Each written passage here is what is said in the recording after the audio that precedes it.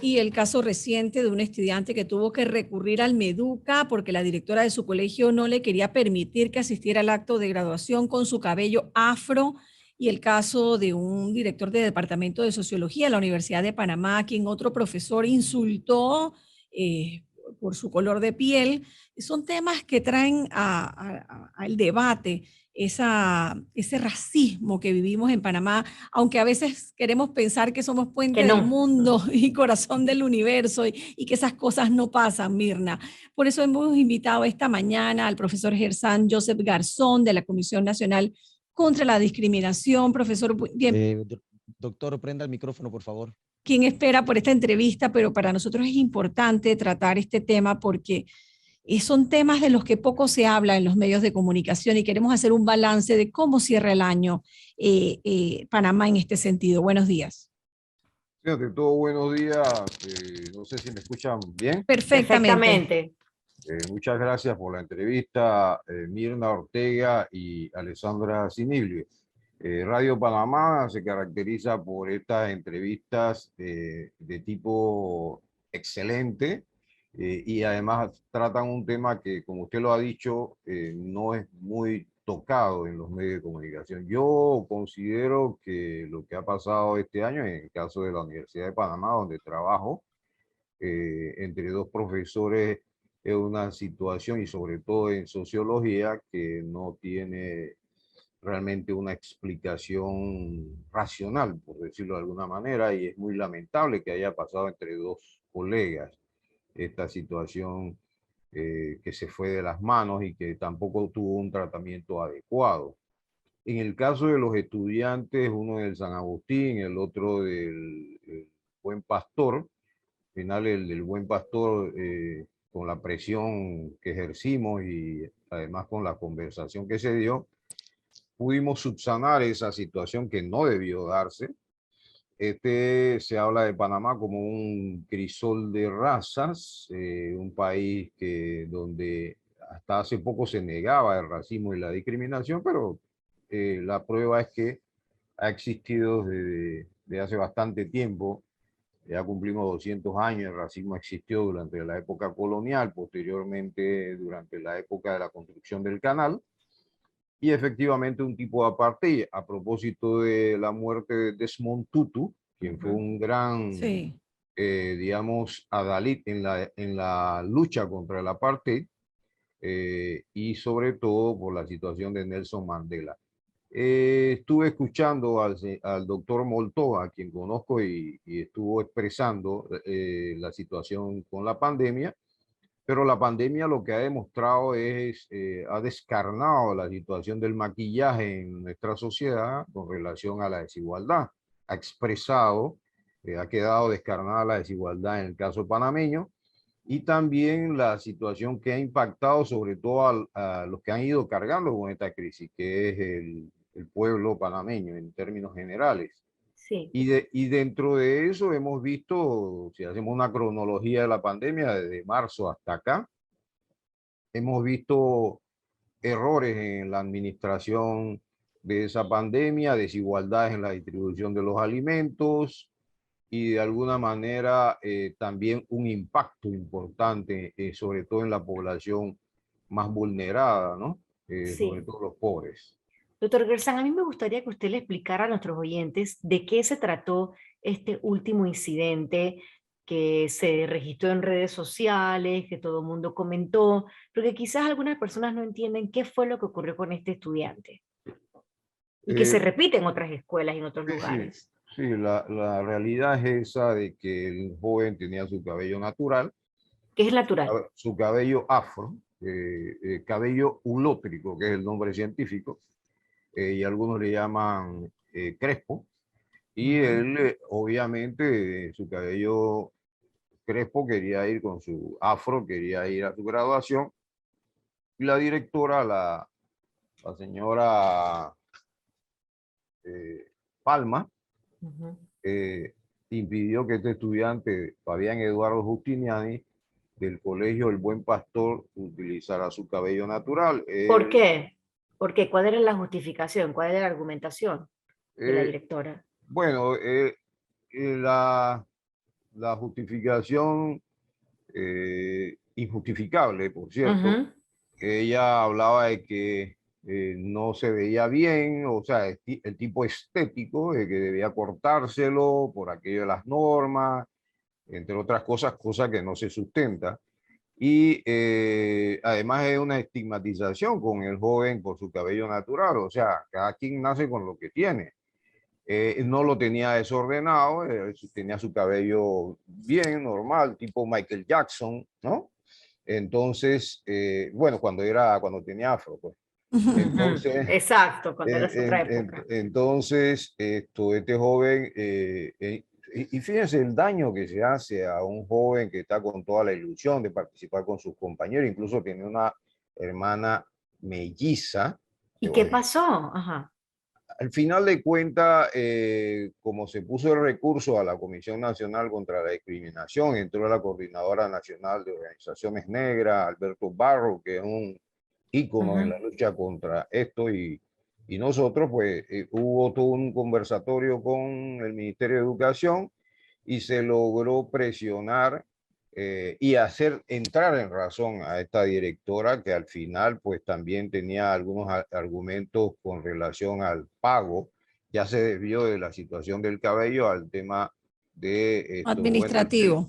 el tema administrativo. Igual ha pasado con el joven del San Agustín, que es un joven de Ujú. 12 años, que por tema de protección no se saca su nombre, pero que también ha confrontado esto. Además de esto, yo como miembro de la comisión he tenido que ir particularmente, por ejemplo, fuimos al colegio hace algunos años atrás, al Fermino, al colegio este que queda ahora mismo en la vía España, creo que este es uno que quedaba antes en la tumba muerto por la locería.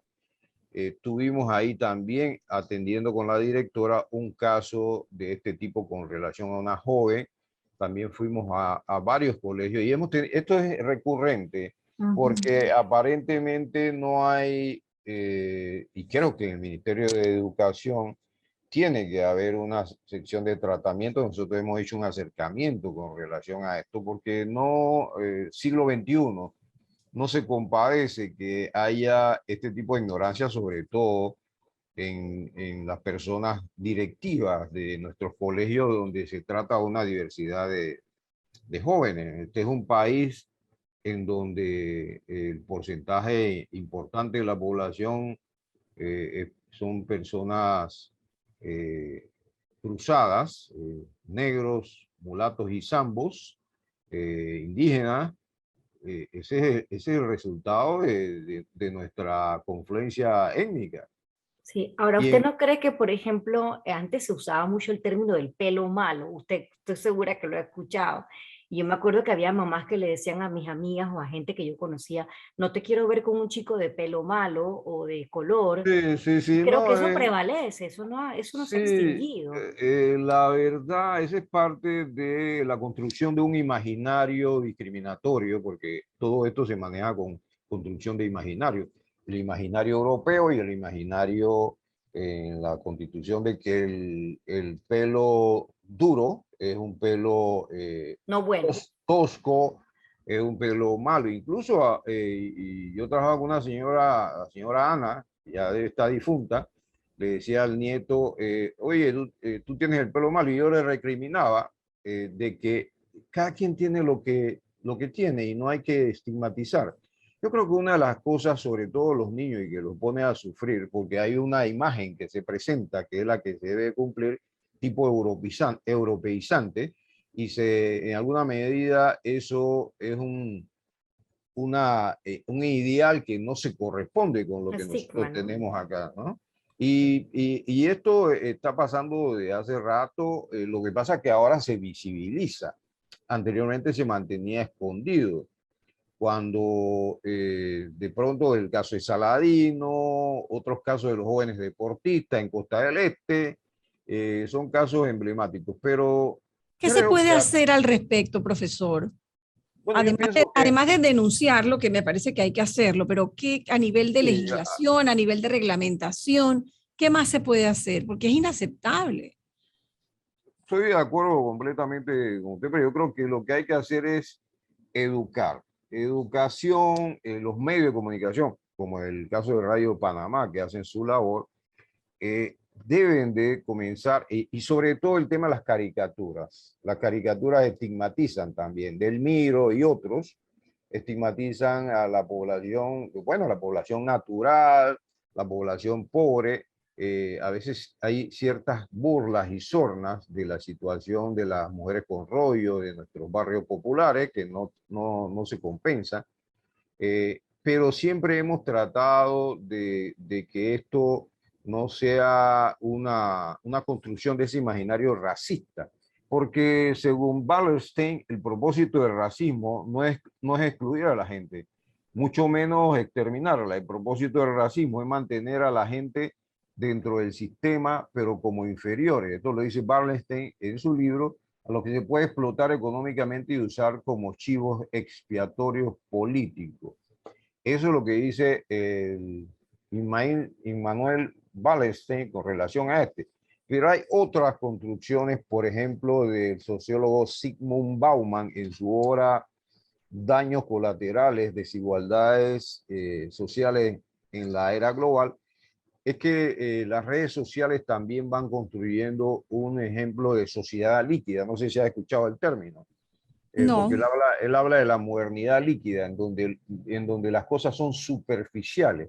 Se va construyendo Ujú. una sociedad consumista, pero también una sociedad excluyente. El que tiene vale y el que no tiene no vale. Entonces, eso permea a nuestros jóvenes, los impacta, sobre todo los jóvenes que tienen, que son pobres, pues vamos a decirlo. Pero lo que nosotros, por ejemplo, en mi caso, que soy profesor de la Universidad de Panamá, en la Facultad de Economía, tratamos de construir en estos jóvenes que recibimos una visión prospectiva hacia adelante, una visión positiva sobre la base de capacidades y no sobre la base de posesiones.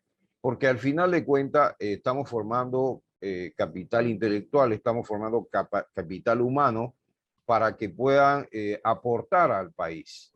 Y entonces lo importante de esto es que los jóvenes se den cuenta que ellos tienen un valor, primero por ser seres humanos, porque nosotros creemos en Dios y porque el ser humano pues tiene su valor en sí. Y lo otro es porque independientemente de posesiones, también, y ahora que estamos en Navidad, el mensaje navideño, de hermandad, sobre todo, y sobre todo de esperanza, porque en el medio de este mar proceloso de la pandemia, la gente hasta cierto punto ha olvidado la humanidad, la solidaridad, y creo que eso es lo que nos hace humanos, que nos mantengamos solidarios, ayudando a aquel que no tiene, extendiendo la mano, mandando un mensaje de unidad, de humanidad, sobre todo porque se ha perdido en muchos lugares. Cuando Mirta Ortega hablaba del tema en Estados Unidos, allá por lo menos clasifican a la gente. Aquí en Panamá, y es un reclamo que le tenía al doctor Moltoy, que lo hablé hace rato con él, es el tema de poder clasificar realmente qué grupos se contagian. Y creo que nosotros tenemos una estimación de que hay un alto porcentaje de personas afroindígenas que son los que sufren el tema el contagio de la pandemia por su grado de vulnerabilidad económica y su grado de exposición y por el tema de acceso. Lo único que puedo hablar positivamente de nuestro actual gobierno es que por lo menos ha hecho la campaña para la vacunación de un 80%, eso es positivo, pero siento que hay que hacer más, sobre todo en cuanto a la organización comunitaria, el acceso a los servicios y también informar a la gente que a pesar de que Omicron, me estoy metiendo en un terreno que evidentemente nos toca a todos, Omicron es más leve, no hay que bajar la guardia porque independientemente de eso, ya lo dijo Tedros, ese tema puede ser que afecte dependiendo de las condiciones de cada quien.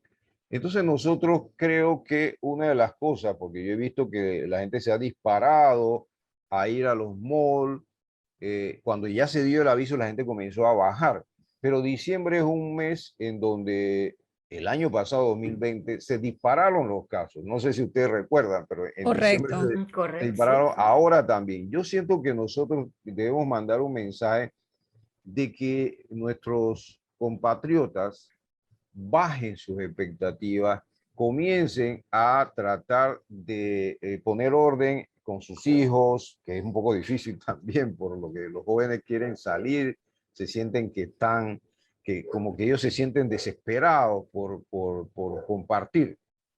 Hay que mandarle un mensaje de que el mundo no se acaba aquí, de que tenemos esperanza, pero tenemos que ser precavidos.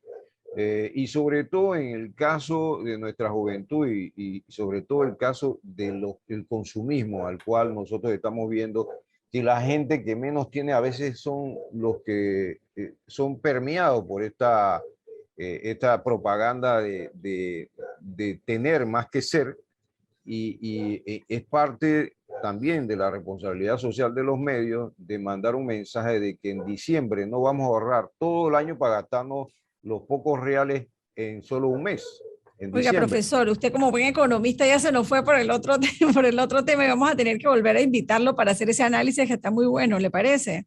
Sí, sí, sí, no, y yo de que esto lo hablo con esto lo hablo con mis estudiantes en sentido de orientación, porque hay que orientar. Nosotros tenemos que orientar a los jóvenes porque ellos van a ser los ciudadanos que van a navegar, van a timonear la nave de este mundo, y tenemos que tener garantía de que ellos estén preparados. Yo siento que el mensaje para el cierre de este año debe ser un mensaje de esperanza, creyendo en nuestro Señor Jesucristo, y la esperanza de que estas cosas pasarán. Sabemos que no será en 1, 2, 3 años, pero sí en la medida que nosotros nos mantengamos siempre con la planificación, con la colaboración en la familia, tratando de mantener el distanciamiento, la pantalla, la mascarilla, si vamos a algún local comercial, el lavado de manos, el alcohol, el gel alcoholado. Todos esos son elementos que no podemos relajarnos porque, por Nos decir que el quedamos Omicron es más leve. con ese consejo, profesor, que se nos acaba el tiempo. Gracias por estar esta mañana aquí. Sí, Cero a la discriminación y el racismo. cero a Un la Y eso estamos discriminación. nosotros también. Feliz Gracias. año. Gracias, profesor. Estamos de acuerdo con usted y lo vamos a volver a invitar para seguir hablando de estos temas. Un Gracias, abrazo. profesor Gersan Joseph Garzón, esta mañana aquí hablándonos, bueno, en principio de discriminación y también unas lecciones allí de economía, Mirna. Y también del COVID y de la Omicron, por supuesto. que sí. Gracias, doctor. 8:27 minutos. Saludos.